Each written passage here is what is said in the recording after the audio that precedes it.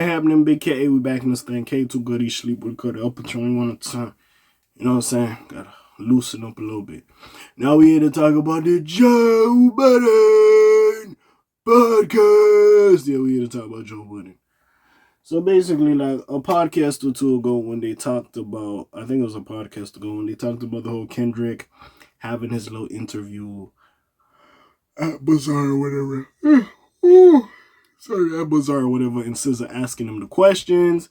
Basically, they had some stuff. Of course, Kendrick broke down what not like us means to him or whatever have you. And he was basically saying, you know, man stands for moral, stands for this, stands for that, oh, yada, yada, yada. Basically, what makes him Mr. Morale and the big stepper. You know what I'm saying?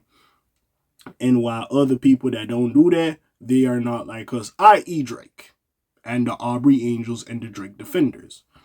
You know what I'm saying? So that's basically what he was saying. Now Joe Budden heard that and he's theorizing that he's pandering to Drake's audience during the SZA interview.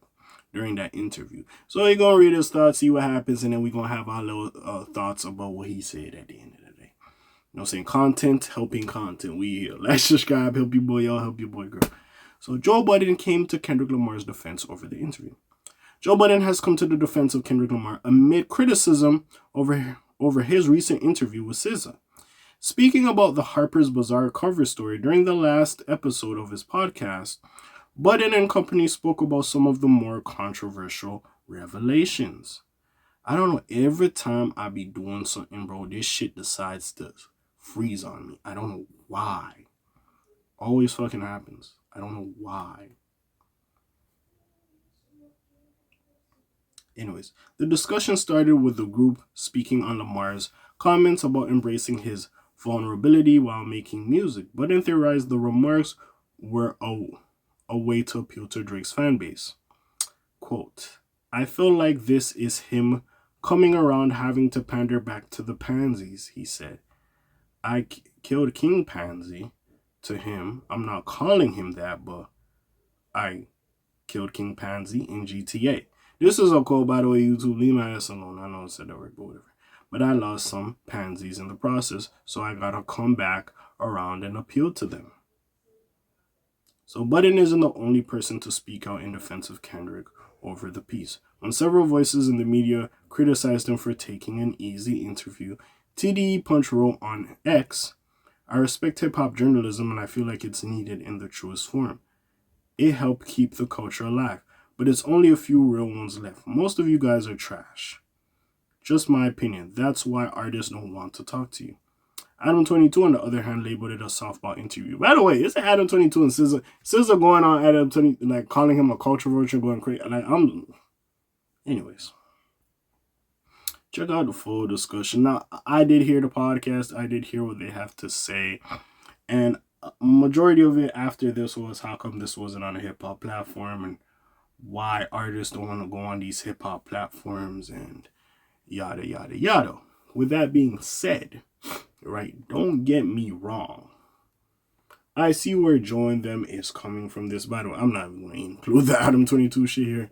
We might do another video for that, but besides all that, it's just one of those things that's just like, like, I get where they're coming from. It did look like a softball interview. Let's keep it a book. You have somebody you're comfortable with, says this is like somebody you collaborate a lot with, you're comfortable. This is not no shit that will like harm you. It's a friendly face, if you will, asking you these questions. It's not nothing too seriously on a platform where that's just where you kind of want somebody like a Kendrick who doesn't really do media and kind of like disappears for a lot of time to be on these hip-hop platforms so motherfuckers can ask these questions. My thing is with this, especially what TDE Punch said, where some of y'all ain't really doing anything for the culture or whatever.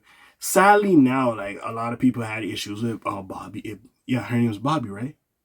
Bobby Alpha, or whatever her name fucking was, right? The girl that had the interview with Drake and they were lying in a fucking bed. People had issues with her. But the thing with her was, you know, she was just doing her thing. Same, a lot of these platforms, don't get me wrong, I get going to a hip-hop platform, but we've seen people run away from it. The last thing we seen Drake do on a proper hip hop platform was Elliot Wilson. After that, he's just been doing interviews here, there, and everywhere. Because y'all niggas ain't popping like that. I could see a nigga like Drake who's chasing the popularity and chasing like relevancy. Not to say other artists don't do that. Yeah, you're going to go to the more popular platform at the time, which is some of these other motherfuckers that be doing interview. They're not directly in the hip hop space or hip hop culture. They might interview or talk to many people, but yeah, you will go over there. So it's just all about timing as well. Now I get it. I'm pretty sure everybody and their mama in the hip hop universe would want to talk to Kendrick Lamar, especially after this Drake run. You know what I'm saying? This feud. Of course. But at the same time, it is what it is. Now, I will say this. I would have not made SZA ask him the questions. As much as I do like SZA, like, could have got like a proper interviewer. Not to say that she didn't do a good job, but it's like, we kind of want somebody that will press him. I don't really think you'll press him. Don't get me wrong. Like, there's certain shit probably the artists or their handler or manager will say, you cannot ask this person. It's like when Tyler went on the Breakfast Club and Charlamagne just went off script and he asked her about the colorism thing and yada, yada, yada. With that being said, where was I going? With that being said, I don't know if we had another interviewer besides SZA, if they would have got down to the nitty gritty and asking proper questions. But hey, we'll see what happens. I don't know how, because again, they continued this conversation later on. I'm recording this on Saturday the 26th, so I heard the other podcast episode of them talking about this and what TDE Punch had to say or whatever have you. But I don't know, like, again, how to reinvigorate a hip-hop platform to make some of these artists come sit down with you.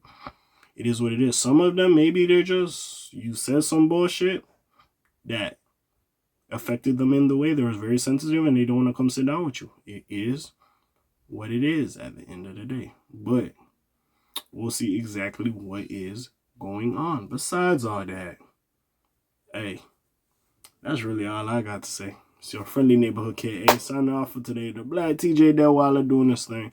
My name ring bells like Quasimodo. Hit like, subscribe, try a little bit more to hear, man. I'm gone. Slimes on peace, shot, gang.